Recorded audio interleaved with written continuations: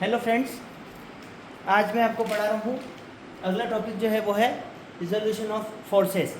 तो पिछली टर्म की फोर्सेस क्या होते हैं और दो फोर्सेस के बीच में दो फोर्सेस सपोज लग रहे हैं, इन दोनों के बीच का रिजल्टेंट जो होता है वो कितना होता है, वो अपन ने पैरेललोग्राम लॉ ऑफ फोर्सेस जब पढ़ा था तो उसके अंदर डिराइव करके वो चीज़ समझी थी, उसका एक्सप्रेशन निकाला था और उसके न्यूमेरिकल रिलेटेड न्यूमेरिकल्स करे थे। आज अपन पढ़ेंगे कि रिजोल्यूशन ऑफ फोर्सेस, इसका मतलब क्या होता है कि ये दो फोर्स, एक सपोज ये आपको रिजल्टेंट दे रखा है और ये दो फोर्सेस हैं P और Q, और रिजल्टेंट आपको पता है। अब रिजल्टेंट आपको पता है तो आपको दोनों फोर्सेस का निकालना है। उल्टा है थोड़ा सा, पिछली बार अपने को दोनों फोर्सेस दे रखे तो रिजल्टेंट निकालना था।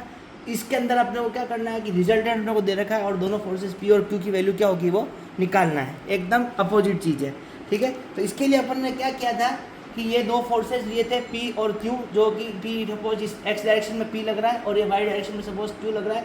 तो इन दोनों फोर्सेस को निकालने के लिए अपन ने क्या किया, यहाँ से इसके पैरेलल एक लाइन ड्रॉ करी BC और इसके पैरेलल एक लाइन ड्रॉ करी AC, और ये पैरेललोग्राम कंप्लीट किया OACB। तो ये पैरेललोग्राम हो गया OACB और ये OC जो है वो इस पैरेललोग्राम की डायगोनल है, ठीक है। तो अब अपन ने क्या किया, OA को माना P, OP को माना Q, दो फोर्सेस है P और Q। तो यहाँ से देखो इस पैरेललोग्राम के अंदर देखो एंगल OCA जो है, एंगल OCA ये कितना होगा, ये अल्फा है, ये एंगल अल्फा है और ये बीटा है। तो ये कितना हो गया 180 degree minus alpha plus beta, ठीक है। अब देखो, अब इस ट्रायंगल में, किसमें, ट्रायंगल OAC में,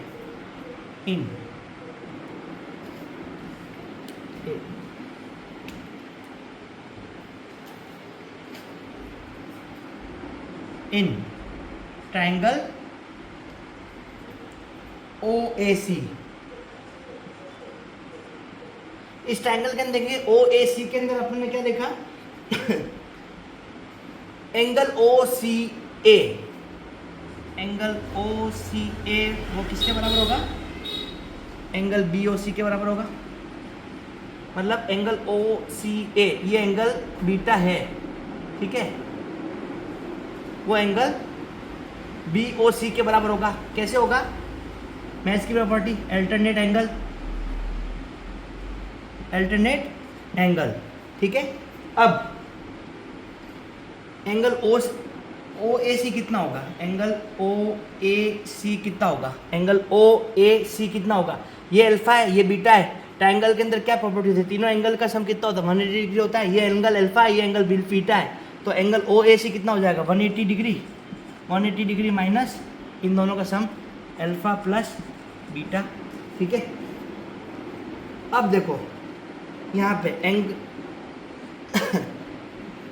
नाउ अब आगे क्या करेंगे, ट्रायंगल OAC, इस ट्रायंगल को कंसीडर करो। ट्रायंगल OAC के अंदर क्या करना है अपने को, साइन रूल लगाना है, applying sine rule. Sine rule क्या होता है, साइन रूल क्या होता है किसी भी ट्रायंगल की साइड जो है, जैसे OA upon sine beta, OA upon sine beta equal to AC upon sine alpha is equal to OC upon sine alpha plus beta.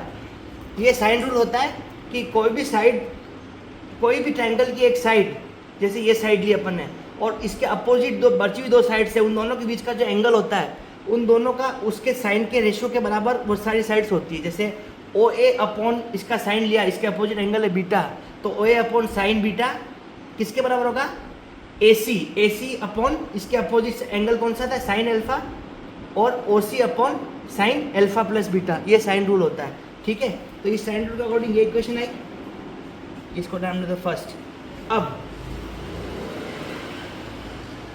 AC जो है यहाँ पे पैरेललोग्राम में, जब सिंस पैरेललोग्राम है ये, ओ ए सी बी ये पैरेललोग्राम है, तो इसके अंदर क्या होगा, ए सी जो है, ए सी साइड, कौन सी साइड मैं बता दूँ,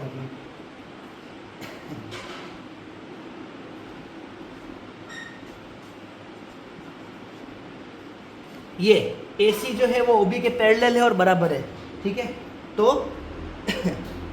इसके अंदर अपन क्या लिख सकते हैं, since A C is parallel to O B, A C is parallel to O B, ठीक है। तो अपन लिख सकते हैं ए सी को अपन ने पी लिख दिया, ए सी को अपन लिख सकते हैं पी, पी के बराबर हो सकती है, क्योंकि पी और क्यू अपन ने दो फोर्सेज लिए थे, तो ए सी बराबर कितना हो जाएगा, पी के बराबर है। और तो अपन यहाँ पे लिख सकते हैं P अपॉन साइन बीटा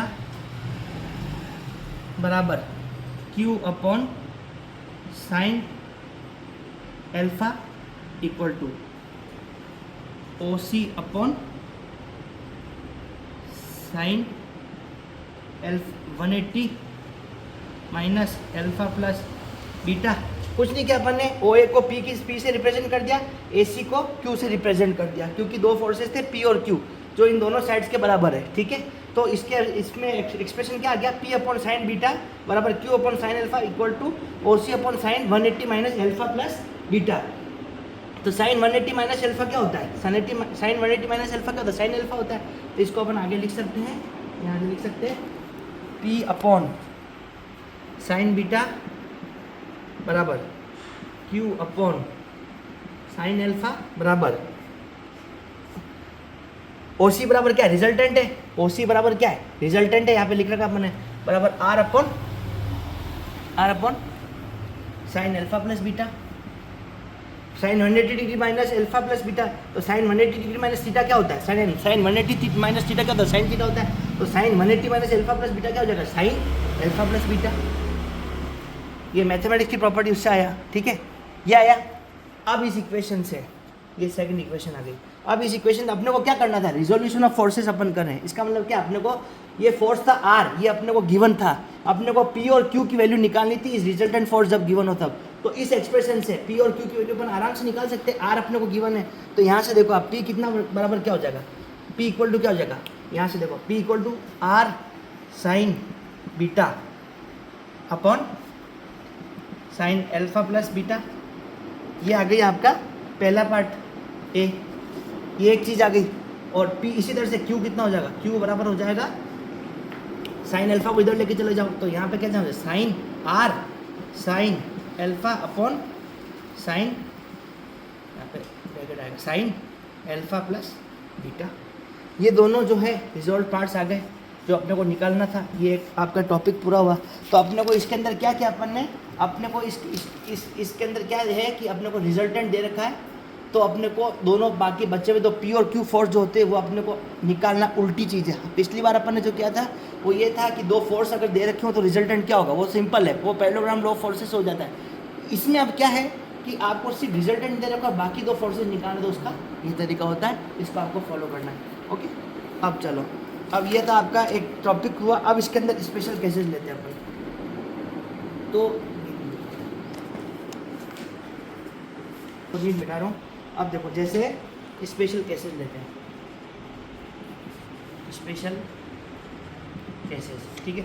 अब स्पेशल केसेस में क्या है कि जब आर जो जैसे जैसे टू फोर्सेज, जब ये अपन जैसे ये पी क्यू आर्बिट्री अपन किसी भी एंगल पे लग रहे थे। अब स्पेशल केसेस में क्या, जब ये पी और क्यू 90 डिग्री पे लग रहे हो, ये ऐसे लग रहे हो, ये हो पी और ये है क्यू। स्पेशल केसेस का मतलब जब ये दोनों 90 डिग्री पे लग रहे हो और ये बीच में से आर निकल रहा हो, ये आर लग रहा हो, ठीक है। ये स्पेशल केस है जब बी और क्यू दोनों के बीच का एंगल कितना है, 90 डिग्री है। तो अब इस केस में क्या होगा,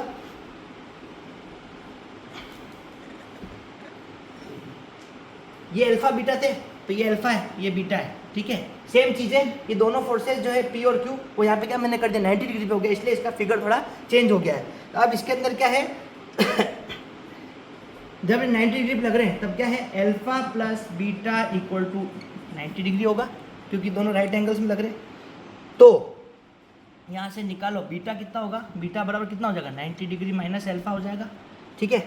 अब देखो फॉर्मूला क्या था पी और क्यू का? पी का फॉर्मूला क्या था? पी बराबर क्या निकाला अपन ने?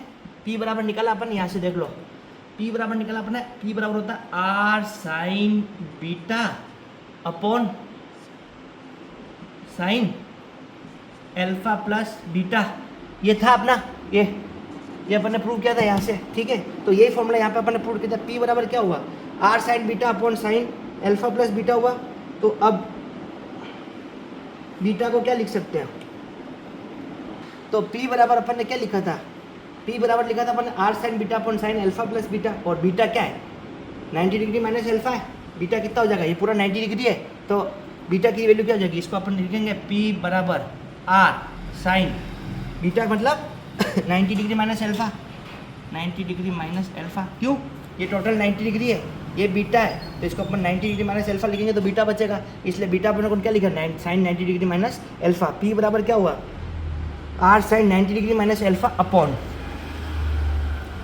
Sign alpha plus beta. कितना लिखा अपन ने? 90 minus alpha, 90 degree minus alpha. इस बीटा को क्या लिख सकते हैं? 90 डिग्री माइनस एल्फा लिख सकते हैं। तो यहाँ से क्या हुआ? पी बराबर कितना हुआ? पी बराबर हुआ R sine 90 degree minus alpha upon यहाँ पे अपॉन साइन 90 डिग्री, एल्फा से एल्फा कट गया तो साइन 90, और साइन 90 की वैल्यू कितनी होती है? इसको अपन रख सकते हैं 1, साइन 90 डिग्री की वैल्यू होती है 1। तो यहाँ से P बराबर कितना आया? P बराबर आ गया R sine 90 degree minus alpha. P बराबर क्या हुआ? R sine 90 degree minus alpha, और साइन 90 माइनस थीटा कितना होता है? कॉस थीटा होता है। तो P बराबर क्या हो गया? Are cos alpha. P बराबर कितना हुआ? आर कॉस एल्फा हो गया, ठीक है। ये एक वैल्यू आ गई, ये आपका आंसर आ गया। और Q कितना था? अब यहाँ पे बताता हूँ। ये तो आ गया P, ठीक है। ये एक इंपॉर्टेंट चीज़ है, ये फॉर्मूला आ गया। P बराबर कितना होगा? आर कॉस एल्फा हो गया। अब Q क्या था? यहाँ पे देख लो, Q क्या था? Q अपन ने निकाला था R sine alpha upon sine alpha minus beta, ये निकाला था। Q बराबर क्या निकाला था? R sine alpha upon sine alpha plus beta. यहाँ से ये चीज़ मैंने यहाँ पे वापस लिखी है, ठीक है। तो Q बराबर क्या था? R sine alpha upon sine alpha plus beta था। तो अब यहाँ पे देखो, इसको अपन आगे और इलेबोरेट करें तो Q equal to R sine alpha का आर साइन एल्फा लिखने रहने दो, आर साइन एल्फा अपॉन यहाँ पे साइन एल्फा प्लस बीटा को क्या लिख सकते हो? 90 डिग्री माइनस एल्फा लिख सकते हो, तो बीटा को लिख सकते हो। बीटा को क्या लिख सकते हो? 90 डिग्री माइनस एल्फा, तो बीटा आएगा। यहाँ पे इस डायग्राम में देखो आप, बीटा बराबर क्या हो जाएगा? एल्फा 90 डिग्री माइनस एल्फा हो जाएगा, तो एल्फा प्लस इसको बीटा को लिखेंगे 90 माइनस एल्फा, लिखा इसको ऐसा। एल्फा से एल्फा गए तो Q बराबर क्या हो जाएगा? Q बराबर R sine alpha upon sine 90 degree, sine 90 degree बच गया। एल्फा से एल्फा गया तो साइन 90 डिग्री बच गया, और साइन 90 की वैल्यू कितनी होती है? 1 होती है। तो इसको क्या लिख सकते हैं? इज इक्वल टू ये क्या बच गया? R sine alpha upon sine 90 degree 1 होती है। तो Q बराबर क्या आ गया? Q बराबर क्या आ गया? Q बराबर आ गया आर साइन एल्फा। ये दोनों कंपोनेंट्स की वैल्यू हो गई जो मेरे को आपको सिखानी थी, समझ में? ये दोनों फॉर्मूला याद रखना। तो P बराबर क्या होता है? रिजल्ट आर कोस एल्फा, और आर Q बराबर क्या होता है? R sine alpha. आर क्या है? रिजल्टेंट है। जब रिजल्टेंट दे रखा और एल्फा की वैल्यू दे रखी हो तो इस फॉर्मूले से अपन डायरेक्ट P और Q जो कंपोनेंट है वो अपन निकाल सकते हैं। समझ में आया?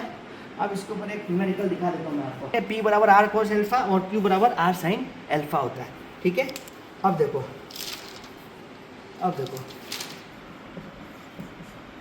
देखो अपन ने ये जो अपन ने अभी रिजोल्यूशन ऑफ फोर्सेस पढ़ा था, इसमें अपन ने क्या P और Q के कंपोनेंट निकाले, ये तो डेरिवेशन हुआ। अब इसके ऊपर एक न्यूमेरिकल कराता हूँ, इसका प्रैक्टिकल एप्लीकेशन क्या होगा, ठीक है। तो न्यूमेरिकल भी देख लेते हैं, साथ का साथ आपको समझ में आता है कि इसका अप्लाई कैसे करना है, ठीक है। तो जैसे क्वेश्चन दे रखा है, सुनना। The resultant of two forces is 10 Newton. एक बार क्वेश्चन पढ़ लेते क्या दे रखा है। The resultant of two forces is 10 newton and it is inclined at 60 degree to one of the forces whose magnitude is 5 Newton. Determine the magnitude and direction of the other force. ठीक है, देखो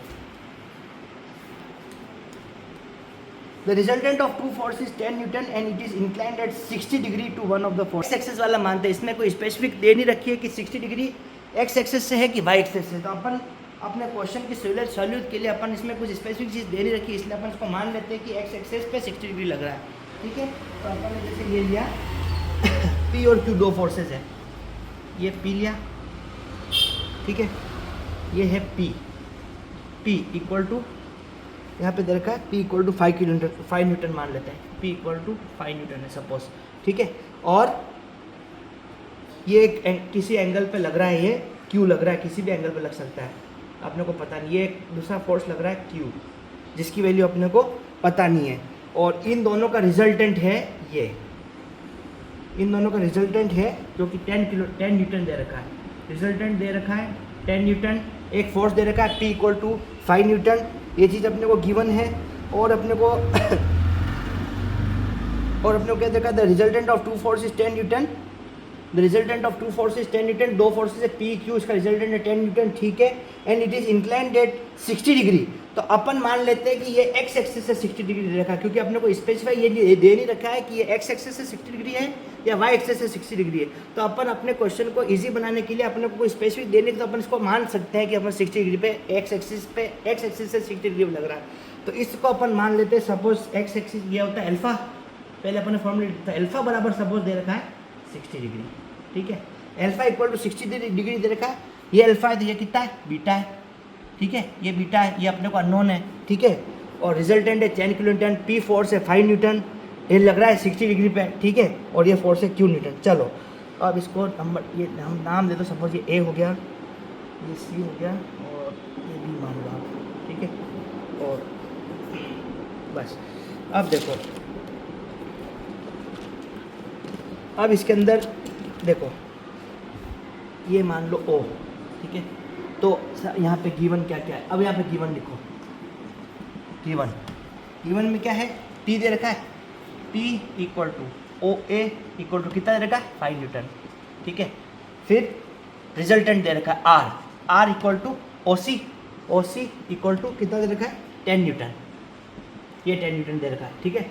फिर अपने को alpha दे रखा है, एक angle दे रखा है अल्फा, जिसके ऊपर रिजल्टेंट और फोर्स के बीच का एंगल होता है, ये अपन ने रिजल्ट पार्ट अभी जो पढ़ा उसके अंदर से। तो अल्फा इक्वल टू कितना दे रखा है 60 डिग्री दे रखा है, ये लिख लिया 60 डिग्री, ठीक है। फिर अपने को बीटा अपने को पता नहीं है, निकालना है, ठीक है, और अपने को ये फोर्स भी निकालना है, क्यू बराबर कितना दे रखा है पता नहीं है, ये दोनों चीज़ें निकालनी है। चलो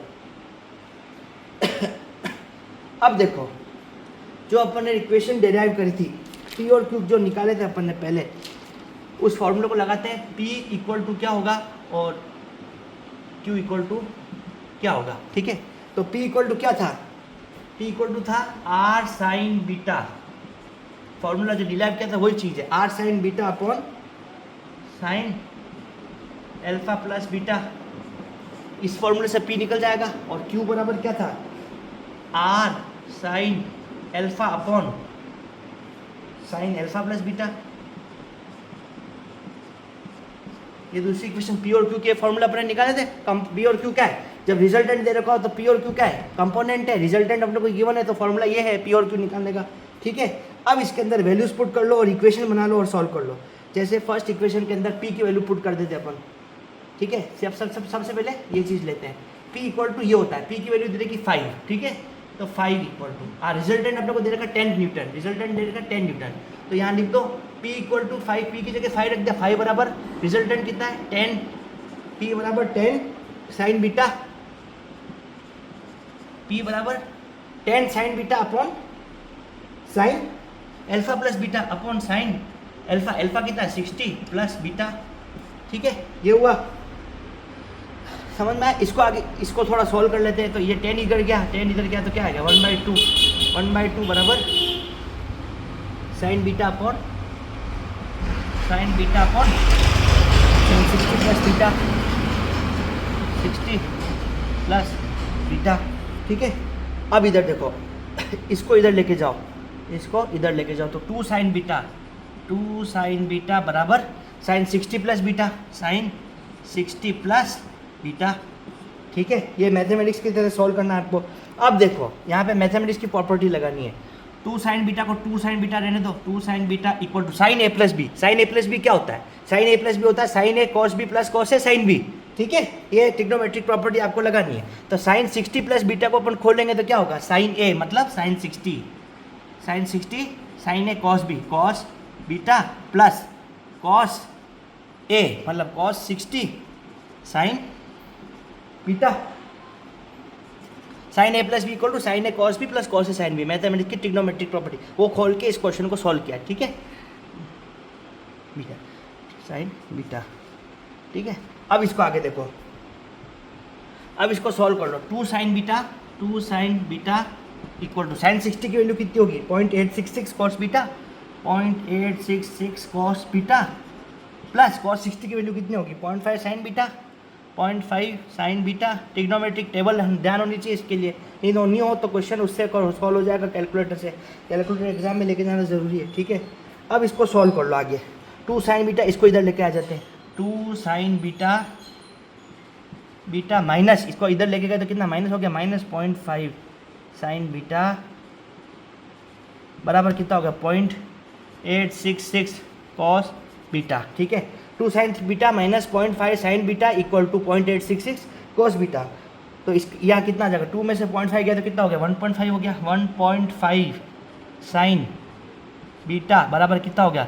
0.866 कॉस बीटा। ठीक है, अब इसको साइन बीटा को यहाँ क्या करो आप अब आप ऐसा करो, इसको नीचे लेके आ जाओ। Sign beta upon cos beta, sign beta upon cos beta, इसको नीचे लेके आ गए। ठीक है, इज इक्वल टू, इसको नीचे लेके चले गए 0.866 अपॉन 1.5। तो sign beta upon cos beta कितना होता है? इधर आ जाओ। Sign beta upon cos beta कितना होता है?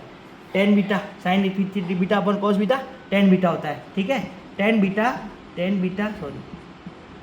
इक्वल टू कितना हो गया? 10 बीटा इक्वल टू कितना हो गया? 10 बीटा इक्वल टू हो गया, इसको सॉल्व करोगे कैलकुलेटर से तो कितना आ जाएगा? 10 बीटा बराबर आ जाएगा 0.5773। ठीक है, तो यहाँ से बीटा कितना आ जाएगा? बीटा इक्वल टू कितना आ जाएगा? 10 इनवर्स 0.5773। बीटा बराबर कितना हो गया? 10 इनवर्स 0.5773। इसको आप उससे सॉल्व करोगे कैलकुलेटर से।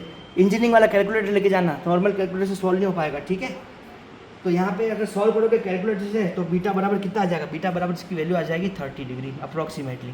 ठीक है, ये बीटा अपने को निकालना था। ये बीटा बराबर कितना आ गया? 30 डिग्री। समझ में आया? ये बीटा निकल गया अपना। अब अपने को निकालना है सेकंड चीज़, क्यू निकालनी है। क्यू बराबर क्या फॉर्मूला था? इस फॉर्मूला में रख देंगे, वैल्यू तो आ जाएगी। तो यहाँ पे देखो, यहाँ पे चलो, क्यू बराबर कितना था? क्यू बराबर कितना था? ये रहा Q, R sine alpha upon sine alpha plus beta. ठीक है, ये था क्यू।